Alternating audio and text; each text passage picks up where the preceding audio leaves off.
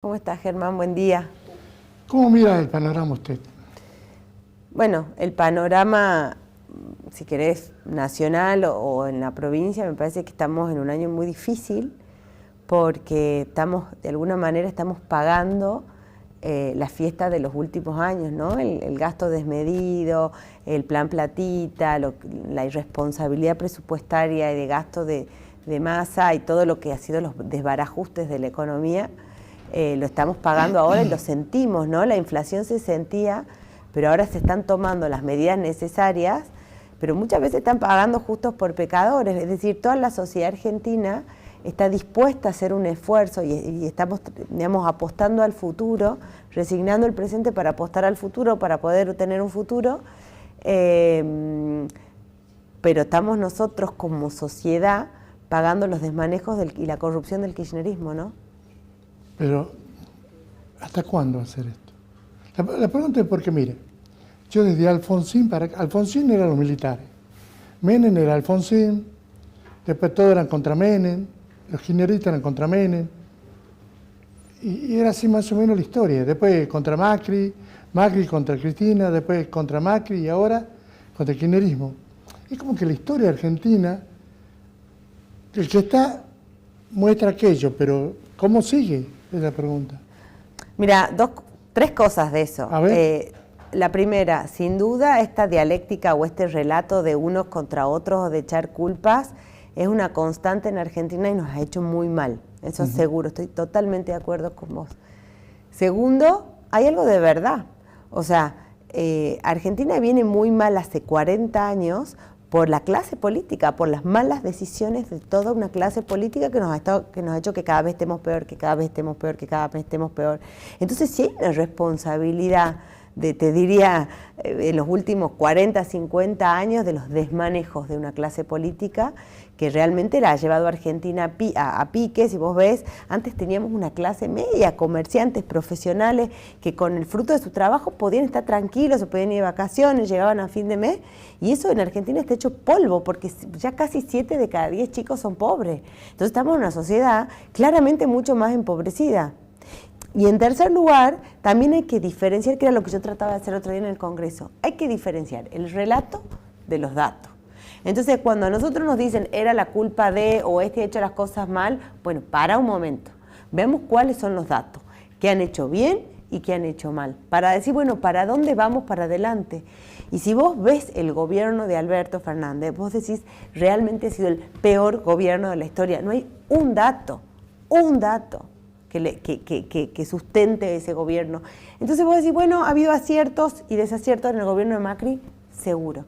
Ha habido desacierto y acierto en el primer gobierno de Néstor Kirchner, seguro. Ahora, si vos ves el entramado o esa asociación ilícita que ha sido el kirchnerismo, que lo único que han hecho es buscar la manera de hacerse ricos, construir un relato y han dejado las cuentas vacías, con un banco central, con las cuentas en negativos, con las reservas en negativos, no existía ningún país del mundo que tengan las reservas en negativo, con la inflación entre los 4 países más altos del mundo también, y con la pobreza creciendo de manera desmedida, bueno, no más preguntas, señor juez, o sea, dale evidencia. Queda una, pero diríamos, ¿y Caputo no dejó la deuda más grande de la historia de Argentina?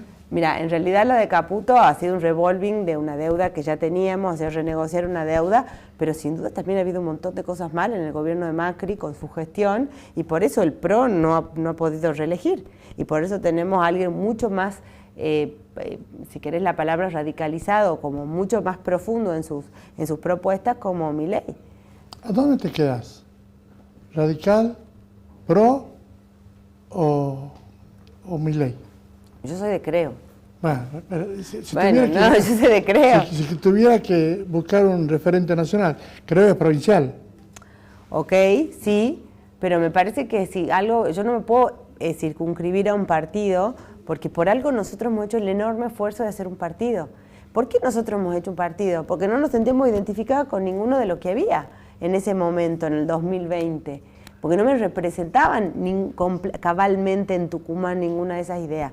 Ahora bien, si hay una afinidad ideológica con determinados referentes, porque yo no te puedo decir que tengo una afinidad ideológica con el PRO, en su momento he sentido afinidad ideológica con Patricia Bullrich, y con las ideas liberales y en este momento yo defiendo esas ideas y ese modelo de país que representa el presidente. Pero no es que yo digo, yo siempre trato de insistir con esto. Yo no sigo a un líder mesiánico, yo no creo que haya iluminados que digamos, vamos con esta persona que va a solucionar todos los problemas del mundo. Yo creo que hay ideas superadoras y vamos por esas ideas. Y las personas que representan estas ideas, vamos. Y en este momento el gobierno nacional representa estas ideas, vamos. Ahora, si esta persona se desvía de estas ideas, que hasta ahora no lo ha hecho, no es que va a tener mi acompañamiento incondicional. Hasta este momento han mostrado una coherencia con ideas, que yo creo que son las ideas que van a sacar a Argentina adelante. Vamos, apoyemos, acompañemos, trabajemos, respaldemos. Ahora, me parece que nosotros tenemos una identidad propia que es muy importante conservar, porque si yo no tuviese una identidad propia o ideas propias que me diferencian, bueno, cierro, creo, y me voy a otro partido. Y yo creo que tiene algo que es que mira la realidad desde Tucumán. O sea, nosotros no hay un partido nacional que nos dice, estas son las ideas, bájenlas a Tucumán. Nosotros tratamos de subir la mirada de Tucumán hacia Argentina. Yo soy diputada de Tucumán, eso no me lo olvido jamás. Yo defiendo los intereses de los tucumanos. El resto piensa como vos, digamos, todo el sector el sector que está hoy alineado con el gobierno. Hablo de radicales.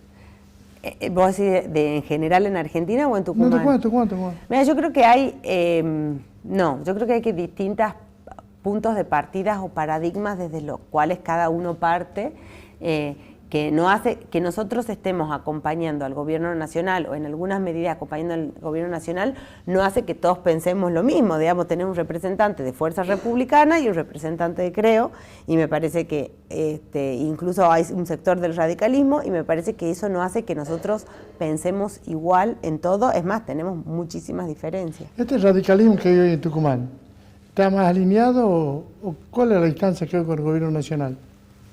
Pasa que no hay una sola versión del radicalismo.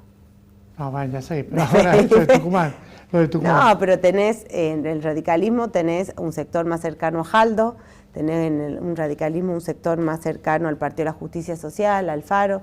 En el radicalismo tenés un sector, digamos, más alineado a Morales y a Lustó, y tenés un sector más alineado al gobierno. O sea, es variopinto el panorama del radicalismo. Entonces me parece que es muy difícil decir algo sobre como el radicalismo en su conjunto. Ahora, de estas modificaciones, vamos al tema laboral. Sí. Los beneficios que van a tener para Tucumán o para las empresas tucumanas, ¿cómo lo explicamos? Mira, yo creo que los beneficios son para los trabajadores, no solo para las empresas, para los trabajadores y para los empleadores. Y eso es uniforme, no es que hay diferencias cómo impactan en las provincias. Tenemos que pensar de dónde venimos. Nosotros venimos de una ley laboral, que es la ley de contrato de trabajo, una ley muy vieja, que parte de un paradigma. También tener regímenes especiales como ley agraria, ¿no? Entonces, esta ley lo que buscaba era generar mucha estabilidad, es decir, que no haya mucha movilidad entre los trabajos, con sindicatos muy fuertes, con casi imposible, un delegado sindical en la empresa muy difícil de moverlo, o no tenés libre elección sindical, todo eso no existe. Esta reforma laboral es un primer paso, que tiene, entre otras cuestiones, la posibilidad de generar un blanqueo, es decir, toda la gente que estaba de forma irregular, contratada de forma irregular, que pueda blanquearse y entrar al sistema para tener los beneficios del ERT, para tener los beneficios de la jubilación, para tener... que le era muy costoso a las empresas con este régimen de multas, que había una ley especial que establecía en el artículo 1 y 2, tenía una serie de multas que te hacían casi imposible o te eran muy disuasivas de que vos regularices a un empleado, porque era pagar muchísima plata al Estado, en concepto de multa. Entonces, lo primero que se hace es decir, bueno, a ver, fomentemos la regularización laboral de todo el empleo informal. Pensá que vos, digamos, la mitad de la gente de la población argentina está en condiciones o en edad de trabajar, los otros están o en edad jubilatoria y no pueden, o son menores de edad. Entonces, de esa población que se llama población activa, solamente, y esto se computa en las grandes urbes, solamente el 6 millones de esos casi 20 millones, solo 6 millones está registrado en el sector privado. ¿Por qué?